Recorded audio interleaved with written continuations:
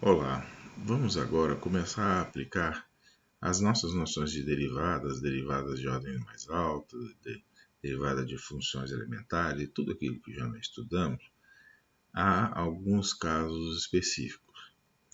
Então, nesse primeiro momento, nessas próximas 3 aulas, eu vou estar falando do uso das derivadas para a construção de gráficos de funções. Tá bom?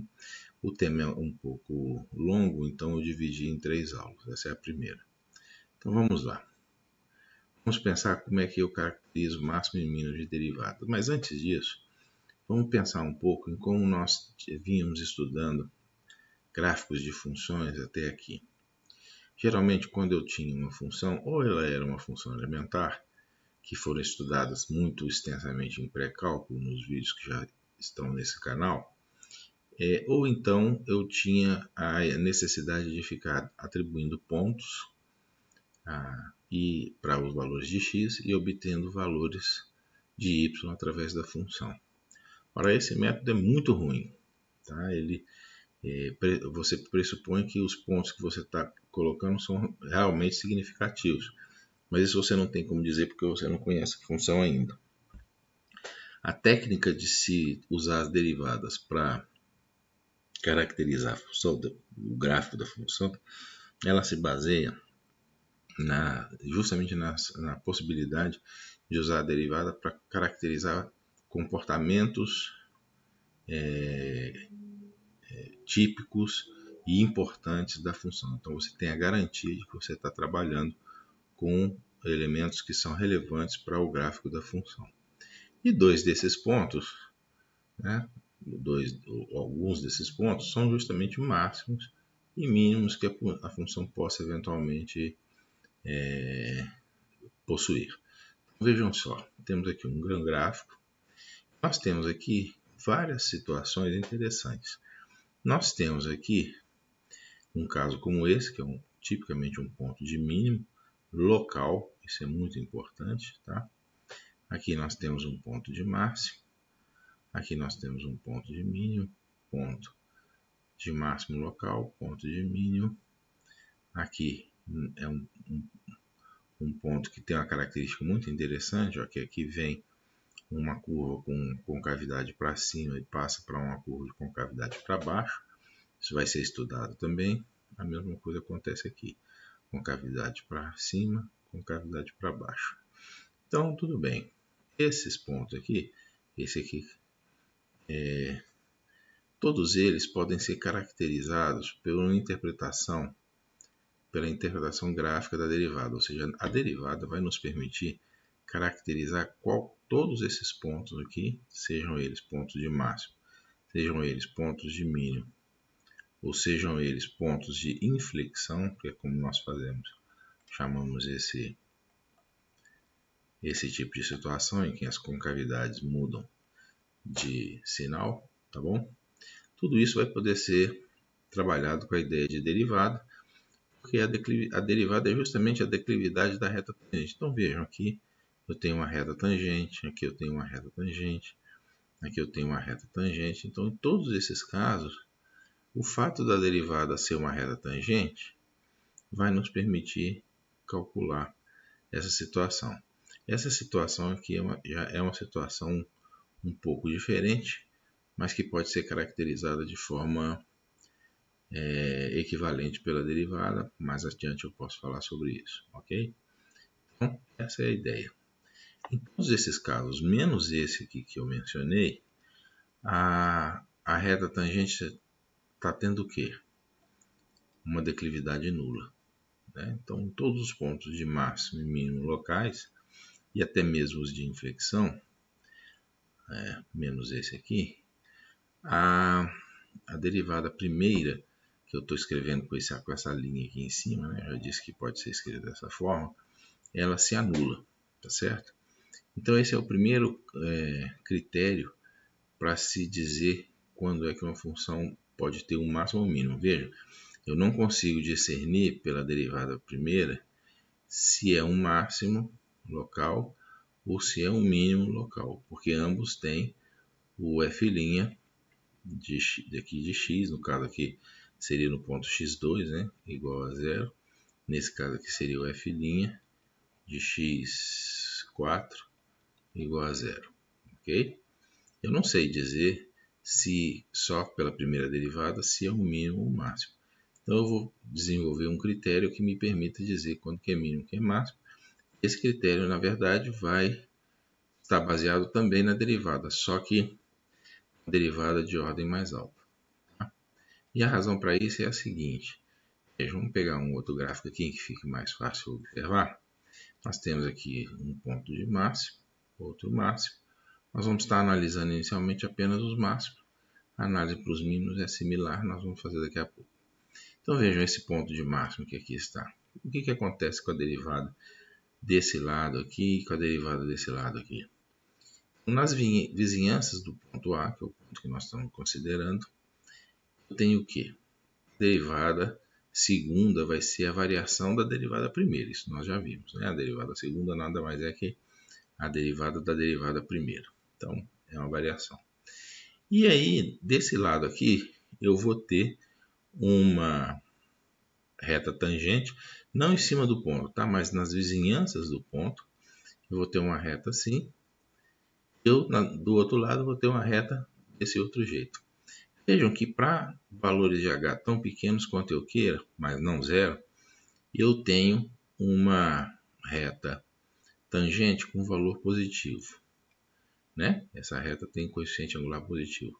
E para valores um pouquinho acima, ou seja, por aqui assim, ó, mas tão perto quanto eu queira, eu tenho uma reta tangente que tem uma declividade negativa. Então a derivada é negativa desse lado.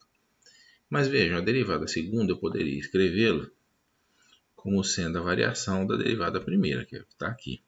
Eu agora peguei, na verdade, ao invés de pegar em x mais h e x, eu peguei em x mais h e x menos h, para pegar de um lado e de outro do ponto de máximo. E dividir, portanto, por 2h e não h, né? Porque tem um h aqui e outro aqui. Então a variação é ao longo de 2h.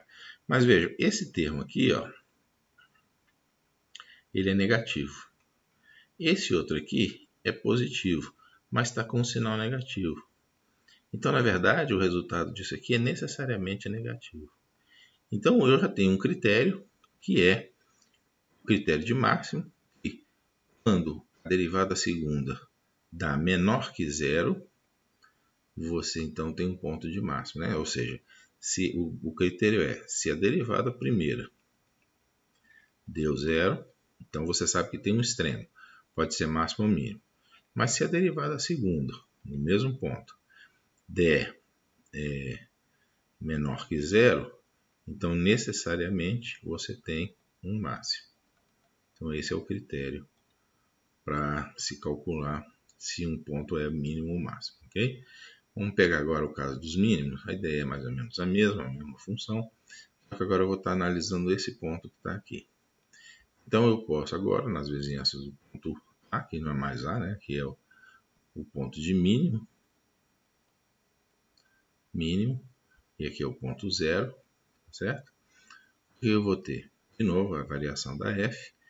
Agora aqui, para frente, eu tenho, né, quando eu coloco um h um pouquinho mais para frente, aqui assim, eu tenho uma reta tangente com declividade positiva, certo? Aqui. Se eu coloco um pouquinho para trás, com um hzinho aqui, né, eu tenho uma reta tangente que a declividade é negativa, tá certo? Então, eu posso expressar de novo a derivada segunda da mesma forma, evidentemente.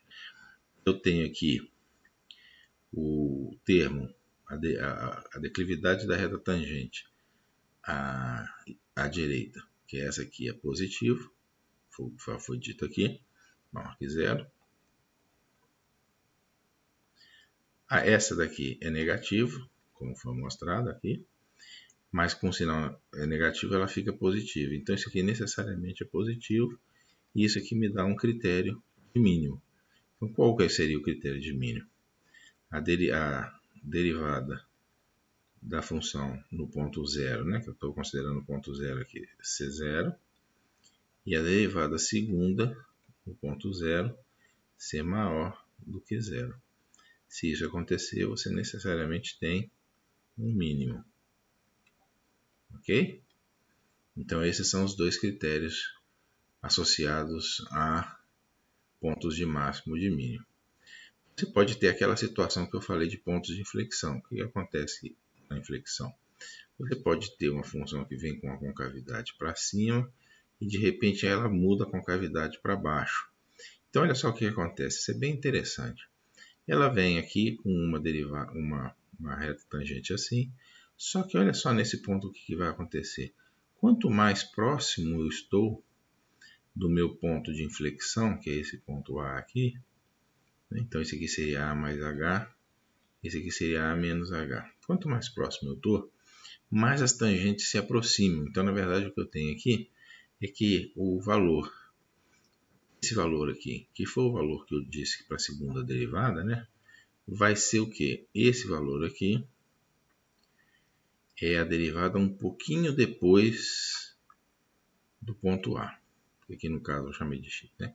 Essa derivada aqui é um pouquinho antes do ponto A. Mas notem o seguinte, nesse caso, elas tendem ao mesmo valor, porque quanto mais próximo estiver do ponto aqui, mais próximo essas derivadas elas estão. Então, na verdade, isso daqui tende para quê? Para zero, quando h tende para zero. Então, é isso que vai acontecer num ponto em que uma função muda de concavidade. Então, nós já analisamos o que acontece com a segunda derivada num ponto crítico quando ela é maior que zero, quando ela é menor que zero, e no caso dela ser igual a zero, que é o que nós estamos analisando nesse momento, o que você sabe é que está havendo uma mudança de concavidade. Tá bom? Por quê? Porque essas duas funções são ambas positivas, no nosso caso em particular, mas poderia ser ambas negativas também, se fosse uma outra situação. Poderia ter uma situação assim, por exemplo. Então você teria essa situação e uma mudança de concavidade. Aqui também a derivada segunda seria igual a zero. Certo? Então, com isso eu consigo caracterizar alguns pontos importantes da função. Essa não é toda a história, eu ainda vou caracterizar alguns outros também muito importantes, mas é um primeiro momento em que eu sei quais são os pontos de máximo e mínimo da função. E eu posso encontrar todos eles simplesmente colocando f' de x igual a zero e resolvendo essa equação para x. Então eu posso encontrar todos os pontos de máximo e de mínimo e de pontos de inflexão também. Ok? Usando só a derivada. Então, esse é o critério, né, que eu tinha mencionado. É o que eu gostaria de dizer por essa aula. Então, eu agradeço a audiência de vocês.